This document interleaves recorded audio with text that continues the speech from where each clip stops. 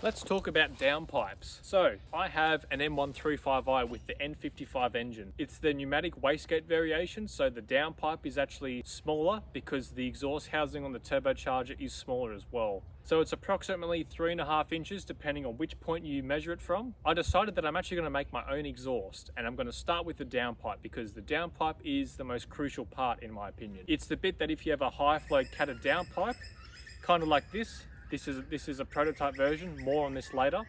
But if you have a high flow catted downpipe, you can actually reduce turbo spool time, reduce heat soak, and increase flow, so you can make more power.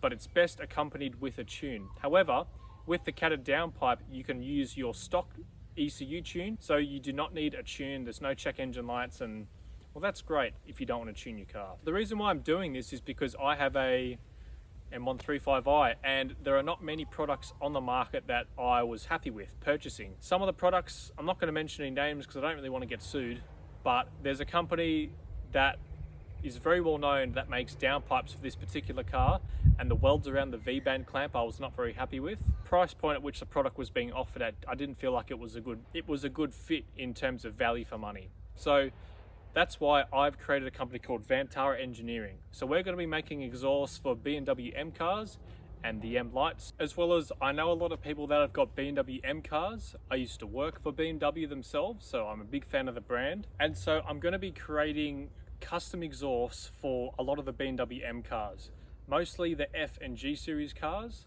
I might also do one for the E90 M3 as well as the E46 M3, just because I'm just a big fan of those cars, and one day I will own both. I've been doing tons and tons of research, as well as using CAD, computer-aided design, to work out what is going to be the best sounding exhaust. Now, I've come up with a solution for almost every single BMW M car that I'd like to do one for. So it'll be E90 M3, E46, F80, the whole F80 generation, as well as the G80 generation. I don't really want to give away what is going to be the point of difference just yet because I don't want people to copy me, but they are definitely going to be different. It will be the industry standard for the perfect sound. Now this is all well and good, but I haven't made any products just yet. And the reason for that is, well, things take time and, well, a lot of money. So as well as for every single turbo car that I'm going to be creating an exhaust for, the downpipe and the catback system need to work harmoniously. So the idea would be you have a high flow catted downpipe with our exhaust. So that's why I'm focusing on the downpipes right now. I'm really going to be pushing towards the catted variation of downpipes because I feel as though having a catless downpipe on your car, especially when it's on the street, is pretty silly in the sense of how much extra power you get from a 200 cell cat to a catless downpipe is very little to often zero, and it is very illegal generally, depending on where you live. So that's why I'm doing this. So if you want to give me some love, follow Vantara Engineering on Instagram and comment what car that you would like an exhaust for, and I will try and make it. As well as the website will be launching in about a month's time. So we'll be having some promotional stuff as well as giveaways. So if you want to follow us there, that's going to be the best place to stay updated and in touch with our current offerings.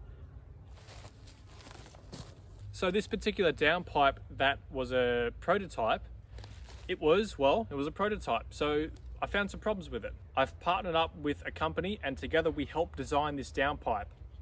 So there's a few things that are wrong with it, hence why it's a prototype, and we're going to make sure that we don't do this for the production ready variation.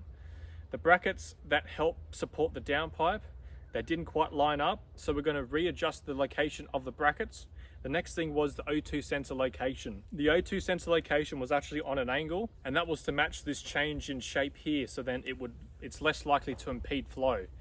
However, in doing so and therefore testing this product, we found that due to this change in location, the stock secondary O2 sensor harness was not long enough, so it would not fit in the OEM cable location, the actual cable clip. I'll put a photo of it here. Although this fit and it works completely fine, I just wasn't happy with it. So we're now doing a second variation where we're going to be changing this location and a few other things. I don't want to give it all away. Again, for the latest updates and news, check out Vantara Engineering on Instagram, and I look forward to seeing you in the next video.